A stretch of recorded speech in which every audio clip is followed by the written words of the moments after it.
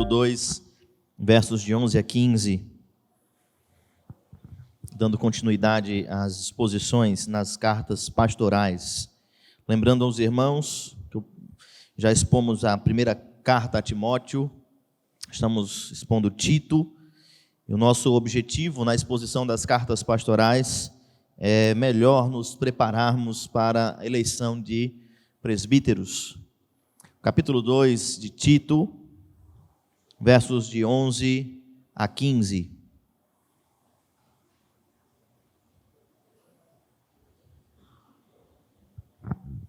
Vou fazer a leitura, irmãos. Peço que acompanhem em suas Bíblias. Leiamos. Porquanto a graça de Deus se manifestou salvadora a todos os homens, educando-nos para que, renegadas a impiedade e as paixões mundanas, vivamos no presente século sensata, justa e piedosamente, aguardando a bendita esperança e a manifestação da glória do nosso grande Deus e Salvador, Cristo Jesus, o qual a si mesmo se deu por nós, a fim de remir-nos de toda iniquidade e purificar para si mesmo um povo exclusivamente seu, zeloso de boas obras. Dize estas coisas, exorta e repreende também com toda autoridade, ninguém te despreze. Amém. Oremos. Santo e eterno Deus, maravilhoso Pai, graças te damos, ó Deus, pela tua sublime graça que nos foi manifesta, que nos foi revelada, que por meio dela, ó Deus, nós desfrutamos de todas as benesses, de todas as graças, de toda o direito conquistado pelo nosso Senhor Jesus Cristo. Nos tornamos participantes da herança bendita, coparticipantes com Cristo. E te rogamos, ó Pai amado, que o Senhor nos dê entendimento, nos faça, ó Deus, perseverar, para que não negligenciemos tão maravilhosa graça que foi revelada a todos os homens. Nós te pedimos, ó Deus, a iluminação do teu Santo Espírito, para o entendimento, para aqueles que ainda, ó Deus, estão embrutecidos e cegos, estão com seus olhos vendados e ainda com as cadeias amarradas no seu entendimento, que o Senhor, ó Deus, os salve, quebrando assim, ó Deus, quaisquer cadeias que lhes prendem, para que o rosto gracioso, para que a graça bendita resplandeça e eles sejam salvos para a glória do teu nome. Nós te pedimos, ó Pai, em nome de Jesus Cristo. Amém. Irmãos, o texto da noite, ele vai se harmonizar, lembrando, né, que nós estamos tratando de uma carta, e uma carta, ela se relaciona entre as partes. Por mais que nós estejamos lendo seções da carta, a carta, ela se comunica por completo. É até recomendável que sempre que você vai estudar uma carta, você a leia por completo. Antes de você expor uma carta, ensinar uma carta, é bom que você se atenha a todo o conteúdo dela, né? Porque as partes se associam para que o corpo completo e o entendimento real, ele seja evidente. Então, preciso lembrar aos irmãos, anteriormente o apóstolo Paulo, escrevendo a Tito, o qual está em Creta, não é? Trabalhando com as igrejas de Creta, para que os falsos mestres sejam combatidos, para que, como diz o apóstolo Paulo, as coisas restantes sejam colocadas em ordem, no capítulo 1. Ele precisaria, então, colocar homens aptos com os dons descritos e as características expostas no capítulo 1, para presidir estas igrejas, com a finalidade de combater o falso ensino, de combater os falsos mestres, mas também de edificar a igreja. Então, o capítulo 2, ele inicia com uma lista de deveres que são próprios, né, da sã doutrina, e vai falar sobre os senhores, como eles devem se portar, sobre as senhoras, qual deve ser a sua conduta, sobre as moças ou as jovens recém-casadas, sobre os rapazes, sobre o próprio Tito e vai falar também quanto aos servos. Então você percebe que do verso 1 ao verso 10 do capítulo 2, o apóstolo Paulo ele se atém sobre essas características que são verdadeiros deveres dos crentes. Como os crentes devem se portar. É interessante, irmãos, porque não é estranho que você, falando sobre crente, você deduza que ser crente é uma atividade que requer muitos deveres, né?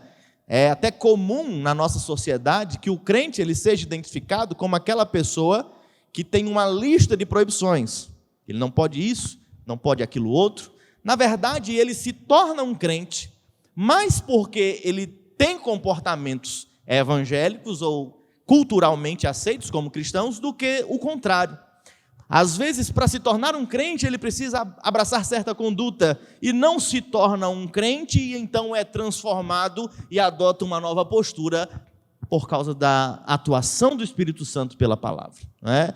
Na verdade, tornou-se até fácil ser crente. Basta você adotar uma linguagem e um comportamento e você é aceito e reconhecido como crente. Só que quando nós olhamos, irmãos, para a palavra de Deus, para a lista de deveres cristãos que são recomendados pelo apóstolo Paulo, a gente vai chegar a uma conclusão, se você é de fato alguém fiel à sua própria consciência, de que nós não podemos atingir um padrão de perfeição, que é o padrão de Cristo Jesus, o qual o apóstolo Paulo diz: sede meus imitadores, como eu sou de Cristo. O qual o apóstolo Paulo apresenta como o referencial de perfeita varonilidade, Cristo Jesus, o nosso Senhor. Nós vamos chegar à conclusão de que nós não conseguimos, assim como o apóstolo Paulo conclui, fazer aquilo que desejamos e o mal que detestamos. Por vezes, esse é o que fazemos.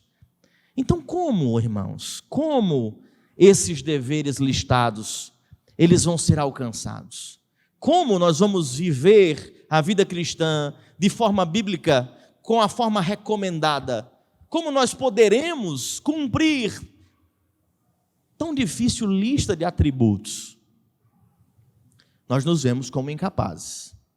E o texto ele vai falar então da forma, não é? Primeiro aqui o apóstolo Paulo lida com os deveres, mas agora ele vai apontar a base que nos sustenta na observância destes deveres. Ele passa então a falar, do verso 11 ao verso 15, da graça de Deus. O homem não pode cumprir os deveres, ele não pode viver a lei de Deus, ele não pode ser encontrado, né, como um justo a partir da sua própria força, a partir da sua própria capacidade. Então nós nos vemos inevitavelmente de frente à única saída que nos resta, que é a graça maravilhosa do nosso Senhor.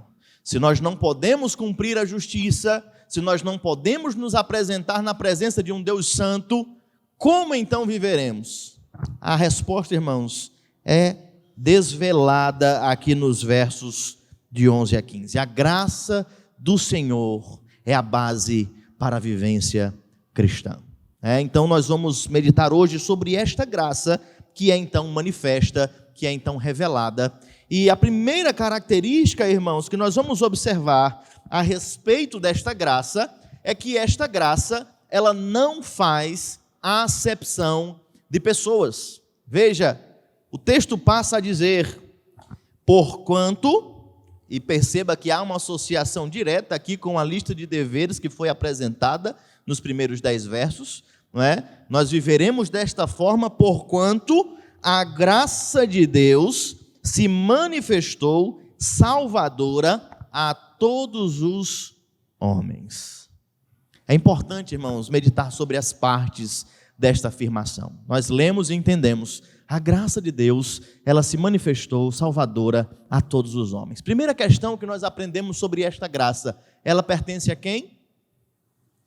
Ela foi enviada por quem? Quem é aquele que dispensa e entrega esta graça que é então aqui revelada? Porque se pudéssemos adaptar, adequar o texto para uma melhor compreensão, essa manifestação, ela diz respeito de algo que não era visto, de algo que não era conhecido, e agora o Senhor faz conhecida.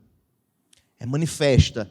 A graça de Deus foi manifesta. Mas esta graça não é uma graça qualquer. Ela é uma graça divina.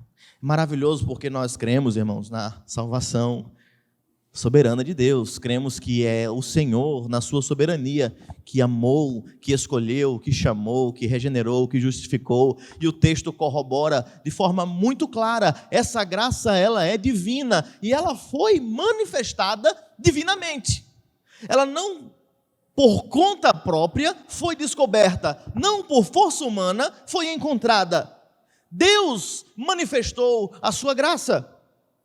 Deus deu a conhecer este favor imerecido, que é a tradução de graça. A graça do Senhor, ela foi revelada, a graça de Deus. E nós vemos quem é o autor e a fonte desta graça, e nós vemos também qual é a função e a finalidade desta graça. Como é que esta graça, ela atua? O que esta graça faz? A graça de Deus se manifestou o quê? Salvadora.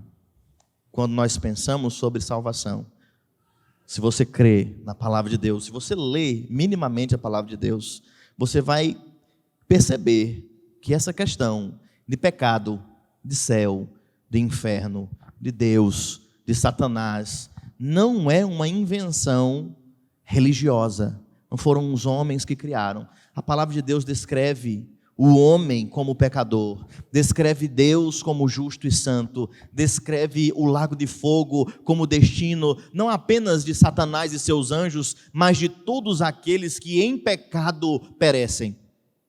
Então, a salvação é certamente uma das características mais essenciais do Evangelho. Nós cremos que a salvação nos foi manifesta e nos foi revelada. A salvação de Deus, a graça salvadora nos foi revelada. E qual a extensão desta graça? O texto vai deixar claro, ainda no verso 11, esta graça, ela se manifestou salvadora a quem? Todos os homens. Eu não sei se você assistiu um vídeo que eu coloquei lá no grupo da igreja essa semana. Talvez não, porque são 3 horas de um debate entre um calvinista e um arminiano, né? Mas dentro do debate, você vai perceber a dificuldade, né, que o irmão pastor arminiano tem no que diz respeito à expressão todos os homens. Porque ao ler o texto, e todos os homens, pastor, a graça aqui é para todos os homens, o texto é claro. De fato, irmãos, a leitura do texto nos leva a entender que a graça se manifestou salvadora a todos os homens. Então, qual é a conclusão lógica e inevitável? Se a graça se manifesta salvadora a todos os homens, a cada indivíduo, alguém há de se perder?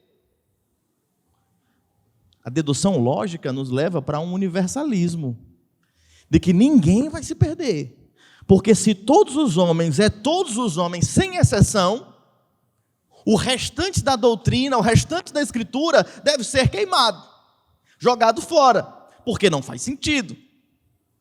Mas quando nós olhamos para o texto, lembre-se que eu falei que uma carta, ela tem harmonia entre as suas partes. Quando você olha para o texto e percebe que no capítulo 2, nos versos de 1 a 10, o apóstolo Paulo vai falar dos deveres de todos os crentes e vai dividi-los aqui por gênero, por idade e por condição social ou por vocação. Nós vamos observar que a graça divina, de fato, ela não faz acepção de pessoas.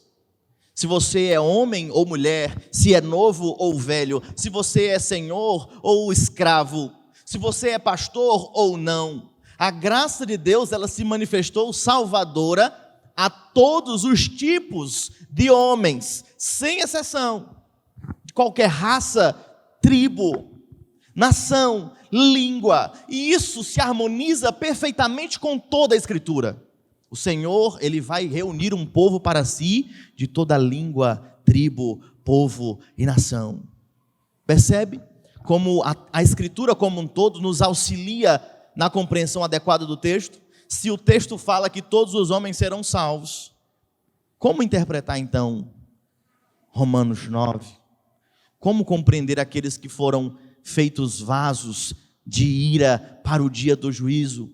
Como interpretar então aqueles aos quais o Senhor vai dizer: apartai-vos de mim, malditos, servos maus e negligentes? Não é possível defender o universalismo na Escritura. Não é possível defender que todos os homens serão salvos, cada indivíduo, sem exceção, sem ter que romper com todo o restante da doutrina bíblica. Então a compreensão possível, irmãos, a compreensão adequada é que essa graça divina, ela não está restrita ao judeu, ou ao grego, ou ao rico, ou ao pobre. E frequentemente nós percebemos que nós temos este hábito de restringir a salvação a um povo, a uma língua. Mas o evangelho ele é mais facilmente aceito pelos pobres. De fato, é difícil que um rico entre no reino do céu, sim, mas Deus disse que não há impossíveis para ele. Então nós não podemos limitar a graça divina. Quem pecou de acordo com a Escritura? Todos os homens, sem exceção. E esta graça, ela deve ser ofertada então para quem? Para todos os homens, sem acepção e sem exceção. Esta graça, ela foi conhecida, ela foi revelada. Cristo se fez carne e habitou entre nós. O seu evangelho deve ser pregado a todos os homens, sejam cristãos ou não, sejam da nossa nacionalidade ou não. Não importa a cor, não importa a condição social, todos pecaram e carecem da graça de Deus. Então Deus manifestou no tempo, na história e no espaço a graça, o favor imerecido. Ele foi encarnado e ele foi conhecido. E nós devemos então atender ao mandato do Senhor Jesus Cristo, que nos ordena a anunciar esta graça a quem? Todos os homens. Nós precisamos pregar, irmãos. Nós devemos amar os homens perdidos, não apenas os nossos irmãos, não apenas aqueles que se enquadram na nossa perspectiva de quem deve ser salvo ou não. Certamente você deve ter lá no teu coração alguma pessoa colocada na lista negra daqueles que não têm jeito, daqueles que não têm solução, daqueles que são inimigos do reino e que você deseja que a ira divina se manifeste contra eles e que um raio caia dos céus e parta este miserável. Se você alimenta este pensamento, você não entendeu a extensão da graça divina. Até mesmo o ser mais difícil de amar, que você repudia, que você odeia com todas as suas forças, todos os homens, eles precisam do evangelho. Eles precisam conhecer a graça salvífica. Eles precisam de Cristo Jesus. Aqueles que são chamados de inimigos, o que é que Jesus Cristo diz quanto a eles? Nós devemos amá-los, né? Devemos socorrê-los e orar por eles. Aqueles que nos perseguem, eles carecem do quê? Da mesma graça que nós carecemos. Então, a primeira característica desta graça bendita que foi revelada, que foi manifesta, é que ela é revelada para todos os homens. E ela pode sim, irmãos, salvar. Há poder no Evangelho. É o poder de Deus para a salvação do judeu, mas do grego também. Esta graça nos alcançou. Nós que não somos da descendência de Abraão, nós que não somos judeus por nascimento, a pregação e a propagação do Evangelho chegou até nós, ímpios, amigos do Senhor, e agora alcançados por esta graça bendita. Então esta primeira característica não pode ser negligenciada. A graça divina, ela não faz acepção de pessoas. Todos carecem do Evangelho. Uma segunda característica, então, irmãos, que nós vamos encontrar é no verso 12. E esta graça que salva e não faz acepção, ela também é uma graça que regenera. Quando a gente fala que a graça é para todos os homens e que os homens podem ser salvos, Nós sabemos e cremos que serão salvos somente aqueles que o Senhor escolheu, elegeu desde antes da fundação do mundo e amou. Sabemos disso. Mas existe uma outra característica desta graça que ela vai facilitar a compreensão, não é? Quando nós pensamos, as portas estão abertas, a graça é oferecida livremente, você pode acreditar que todo e qualquer homem é então um salvo, porque afirma a fé e afirma conhecer a Cristo Jesus, como a grande maioria dos homens não negam a Deus e não negam o seu Filho Jesus Cristo. A grande maioria dos homens, pelo menos dos que eu conheço, se você perguntar, você acredita em Deus? Acredito. E acredita em Jesus Cristo? Acredito demais. Mas é só isso? É conhecer a Deus, de ouvir falar, é saber que Ele existe? Será que ser indiferente a esse Deus demonstra que alguém de fato foi alcançado por esta graça? Esta graça, irmãos, além de ser uma graça que é livremente ofertada e que não faz acepção de pessoas, ela tem uma característica que lhe é essencial e que vai fazer uma distinção gritante. Esta graça, ela regenera, ela transforma. Aqueles que foram alcançados por essa graça, eles são capacitados pelo próprio Senhor para uma nova vida. Veja o que o texto diz no verso 12. Educando-nos para que, veja, renegadas a impiedade e as paixões mundanas. Esta graça que nós recebemos, que livremente nos foi ofertada, ela tem uma característica, ela nos instrui, ela nos educa, ela nos transforma. Para quê? Para que, deixadas de lado, abandonadas, duas coisas: impiedade e o quê? Paixões mundanas. A primeira, o que seria impiedade, irmãos? Impiedade é a aversão a tudo aquilo que é santo e justo. E muitos homens têm vivido desta forma, rejeitando a Deus, o seu culto, o seu santo dia, a sua casa, tudo aquilo que Deus ama e tem como precioso e caro, o seu povo, a sua igreja. Existem pessoas que vivem numa real condição de impiedade, eles não amam nada aquilo que é santo, que é justo e que é piedoso. É uma questão contra o próprio Deus. Eles têm uma indisposição que é natural do homem caído contra o Senhor. Eles não apenas odeiam a Deus, eles querem se livrar de Deus. Eles querem que Ele não exista. Então eles tomam como tolos todos aqueles que se aproximam de Deus, que o amam, que o servem. Eles zombam de todos aqueles que dia após dia servem a Deus e dedicam-se na prática da piedade. Quando alguém é alcançado pelo Evangelho, veja que sinal maravilhoso, irmãos. É possível você ter a graça salvífica habitando em ti, o Espírito Santo, um amor real por Cristo Jesus e rejeitar tudo aquilo que Deus ama? E rejeitar a sua igreja, e rejeitar o seu povo, e rejeitar a palavra de Deus? É possível um homem ter nascido de novo e não amar a lei do Senhor, e não amar a oração, e não amar o povo de Deus, e não amar a justiça, e não amar a santidade? Como um homem deste pode ser considerado um santo, alguém que nasceu de novo e que conhece a graça redentora? Não pode. Infelizmente, nos nossos dias, irmãos, é muito comum que pessoas que detestam tudo aquilo que é santo e justo se apresentem e se autodenominem como servos de Cristo, como cristãos. Não é a graça revelada pelo Senhor. Não é a graça salvadora.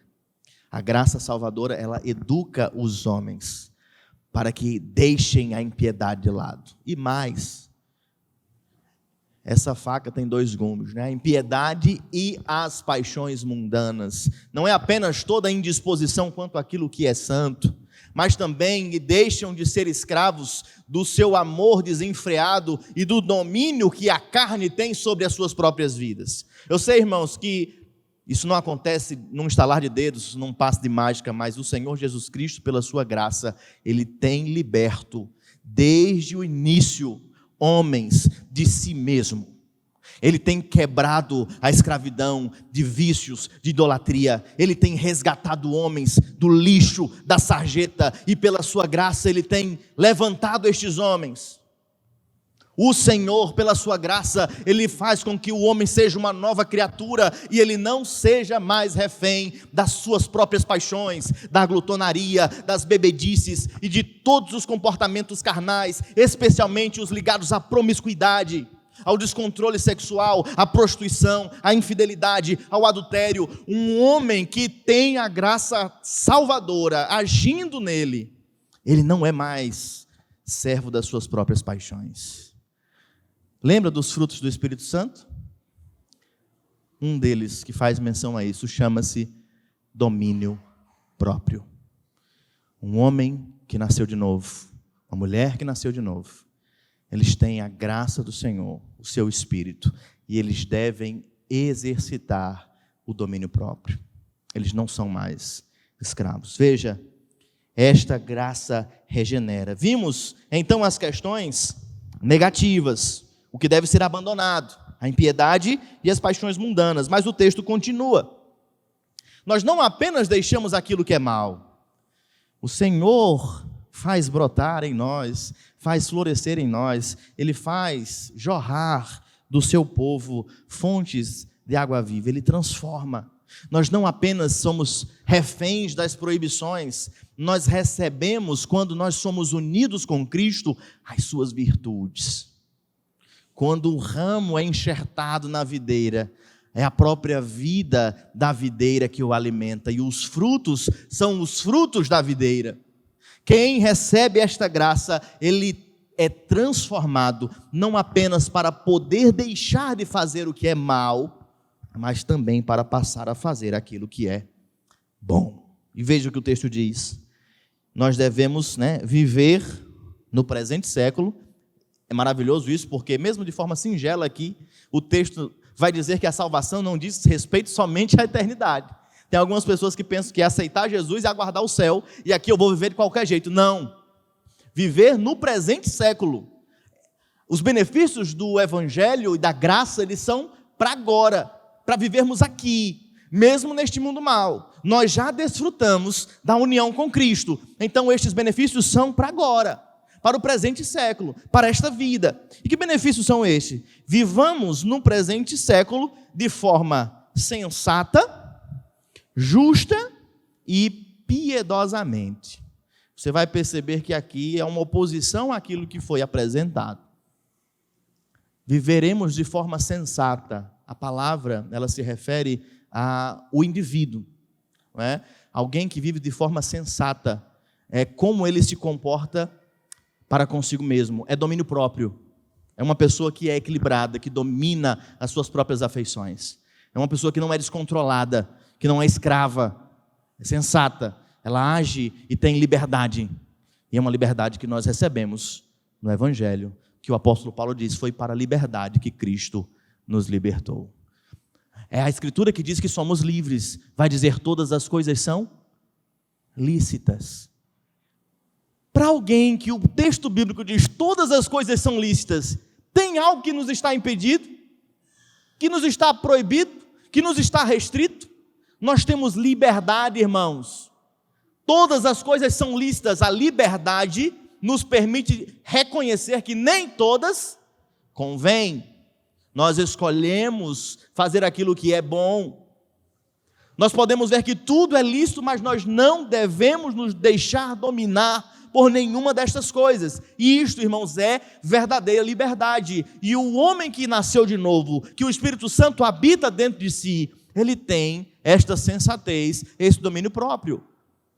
Ele não faz o que é mal, porque ele está proibido pela igreja. Ele não faz o que é mal, porque ele ama o que é bom. Porque ele ama a Cristo, porque ele tem as virtudes de Cristo. Então essa sensatez é identificada como uma forma de uma pessoa viver de bem consigo mesmo. A justiça que é mencionada, esta forma sensata e agora justa de viver, diz respeito ao nosso irmão. Vivermos de forma justa diz respeito a como viveremos de acordo com o nosso próximo, com a nossa relação com o nosso próximo. E nós devemos ser verdadeiros defensores e amantes da justiça, como povos de Deus, como aqueles que conhecem e amam a verdade, que são inimigos de toda e qualquer injustiça, que devem amar o próximo como a nós mesmos. Nós devemos ser justos, sabendo que com o peso que nós medirmos, com o padrão de medida que nós medirmos, nós seremos medidos também. Então, a graça salvadora, ela tem seus efeitos.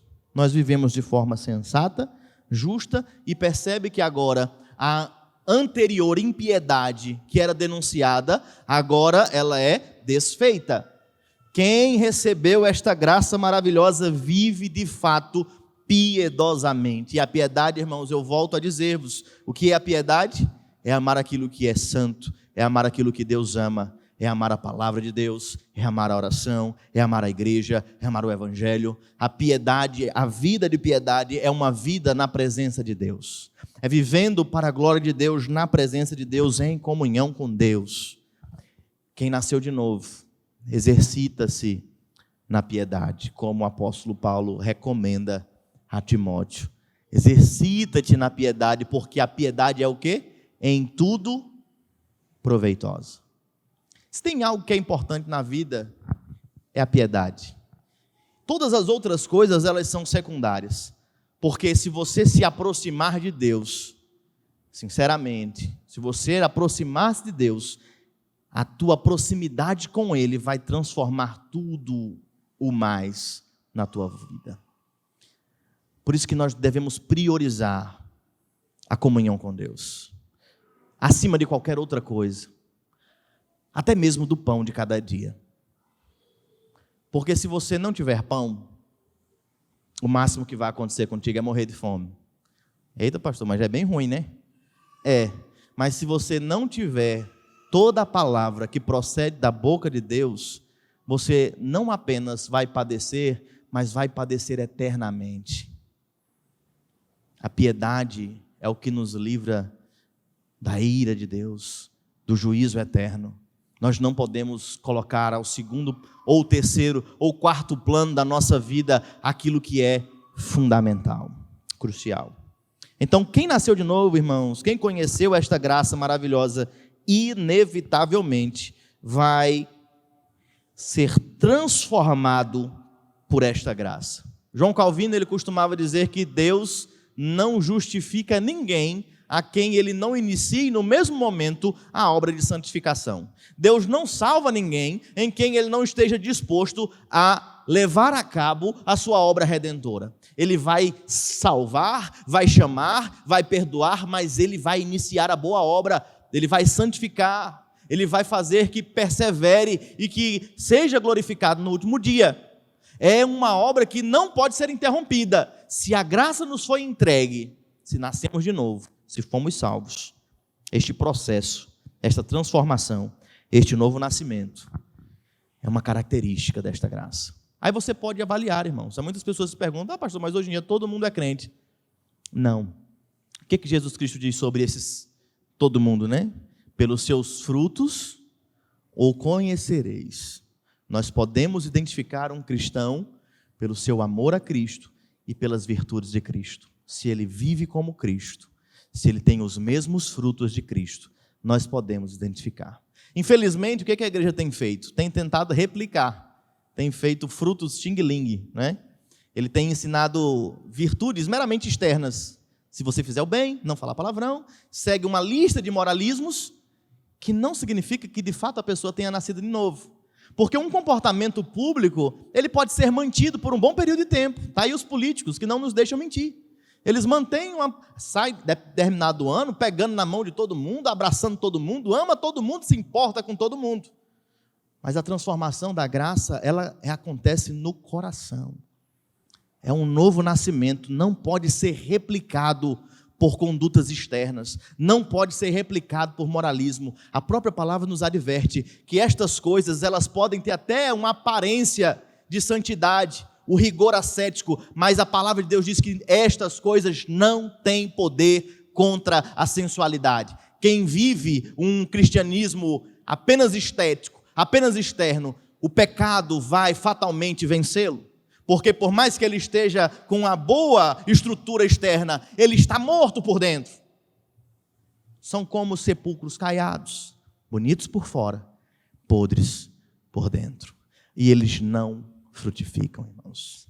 Eles não frutificam. Tenham atenção quanto a isso. Nós não estamos aqui para sermos juízes de todo mundo e sair procurando quem é crente e quem não é crente. Eu estou falando com você. Você é a questão. Esta graça maravilhosa, você a conheceu? Os frutos desta graça estão presentes em ti? Antes de você sair procurando quem é o crente ou não, olhe para você mesmo. Você tem renegado as paixões mundanas, você tem deixado de viver de forma impiedosa e tem amado a Deus, as coisas de Deus, a casa de Deus, o dia de Deus, a palavra de Deus. Você tem deixado de ser escravo das suas próprias paixões. Você tem vivido de forma justa para com o teu irmão. Veja se não são estas as principais queixas que nós encontramos no meio dos crentes. Seus pecados, eles se mordem, se devoram uns aos outros. Nós precisamos fazer sincera avaliação do nosso coração. Será que a graça de Deus tem transbordado em nós? Será que nós temos amado esta graça? O Espírito Santo de Deus tem operado em nós? Eu sei que você pode até se desanimar fazendo uma avaliação dessa, mas lembre-se, é um processo. É um processo. Deus, ele tem trabalhado, mas você precisa esforçar-se mais para que estes frutos eles sejam nítidos. E eu não estou falando para a tua própria segurança, eu estou falando especialmente para a glória de Cristo. A tua vida ela vai manifestar a glória de Cristo pelos teus frutos, pelo teu testemunho, pelo teu procedimento. Não estou falando da igreja local, da tua casa, da tua paz, da tua honra. Eu estou falando especialmente da glória de Cristo. Muitas pessoas, em nome de Cristo, têm feito absurdos.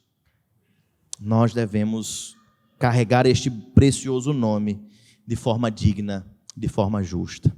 Nós precisamos amar a Cristo tanto que nós neguemos a nós mesmos, dizendo, agora Cristo vive em mim, não vivo mais eu.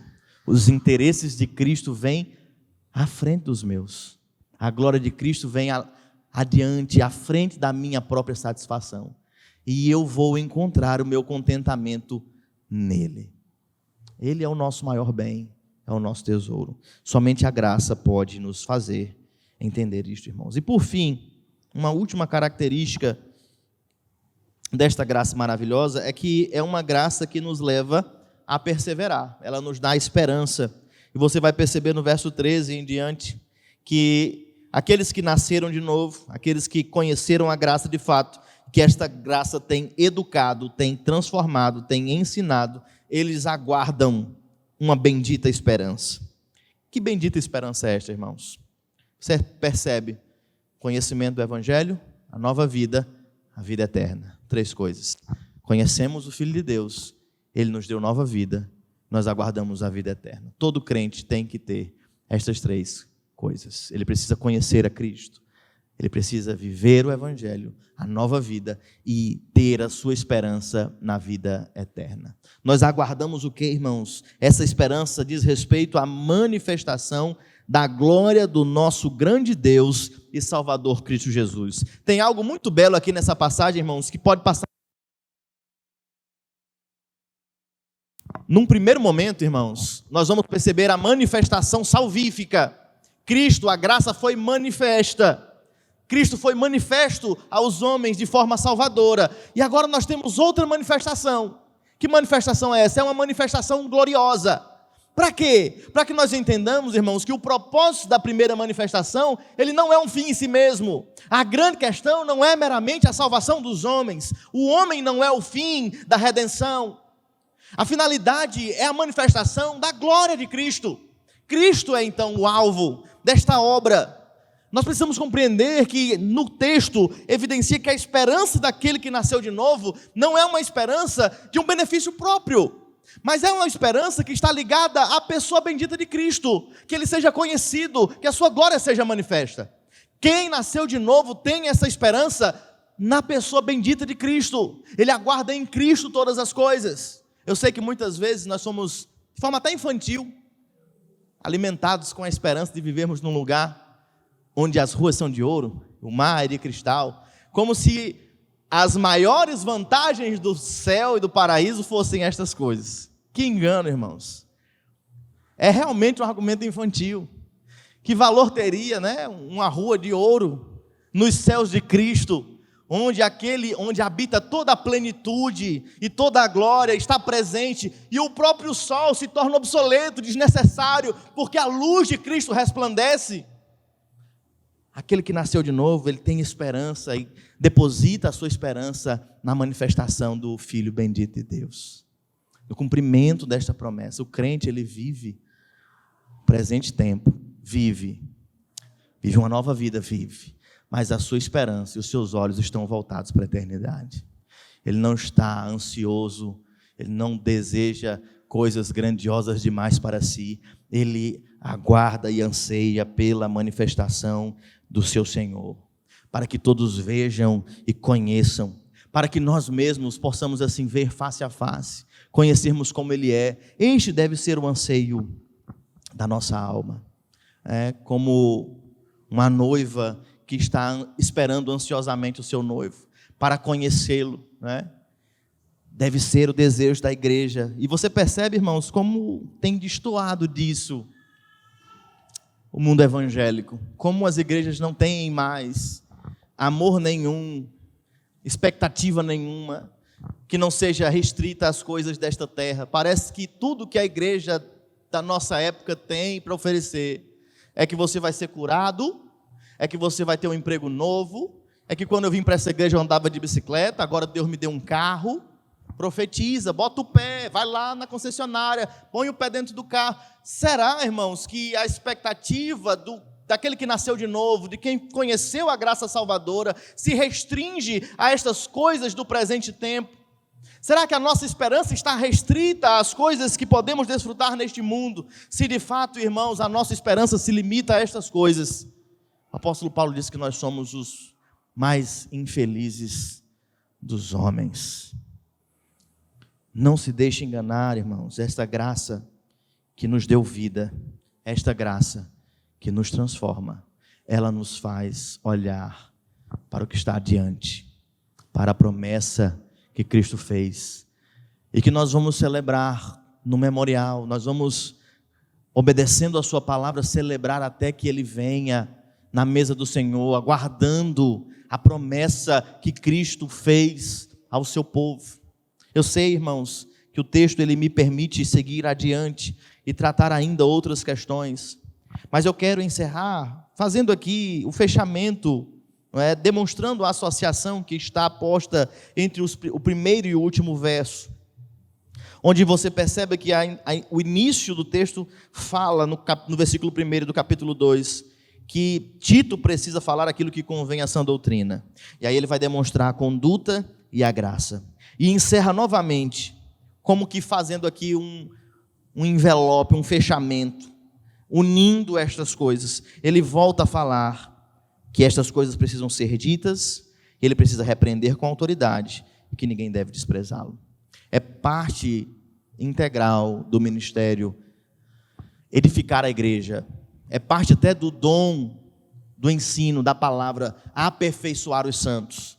Mas é muito necessário que os pastores entendam que nós não podemos fazer nada disso, nem edificar a vida dos irmãos. Não podemos esperar que haja verdadeiro aproveitamento, ou que nos ouçam, ou que sejam transformados, se nós negligenciarmos aqui o poder maravilhoso de Deus e da sua graça. Um homem e uma mulher, eles só podem ser salvos de fato, se o Senhor assim os chamar, os escolher, graciosamente lhes dê a fé para que creiam e sejam salvos. Embora nós tenhamos um trabalho de defender a verdade, de pregar a verdade, nós repousamos aqui inevitavelmente nas mãos de um Deus que é soberano. Nós fazemos o que Ele nos ordena fazer, mas a confiança do resultado está nas mãos de quem? É do Senhor. Tito tem um dever, mas esse dever precisa ser exercido com o auxílio maravilhoso do Espírito Santo e com a fé na graça divina. Não fosse o Senhor, se eu não cresse que Deus existe e que salva pessoas, podia fechar a porta da igreja, caçar outra coisa para fazer. Se nós não crêssemos que Deus criou todos os homens, que Ele os ama, que Ele deu o seu Filho para que estes pecadores sejam salvos, não teríamos o que fazer aqui, irmãos. Mas nós cremos que a palavra de Deus é verdadeira, que essa mensagem ela é verdadeira, que Cristo de fato nasceu, de fato morreu, e que nós todos, sem exceção, carecemos desta maravilhosa graça que nos foi revelada por Deus na pessoa bendita do seu Filho Jesus Cristo. É isso que motiva a igreja, a fé na graça divina, e de que o Senhor, e a esperança de que Ele há de cumprir a sua promessa e retornar para buscar a sua igreja.